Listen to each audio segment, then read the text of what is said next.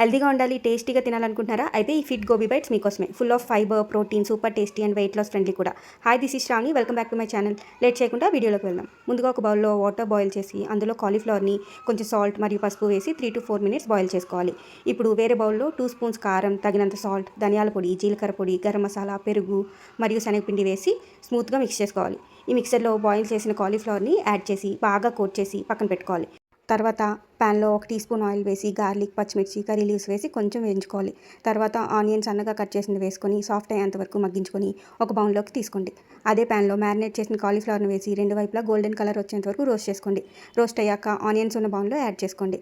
మిగిలిన బ్యాచ్ని కూడా ఇదే విధంగా ప్రిపేర్ చేసుకోండి. ఇప్పుడు క్రీమీ డ్రెస్సింగ్ కోసం మిక్సర్ జార్లో ఫ్రెష్ కోకోనట్, గార్లిక్, పెరుగు, కొంచెం సాల్ట్ మరియు కొత్తిమీర వేసి స్మూత్గా పేస్ట్ లాగా బ్లెండ్ చేసుకోండి.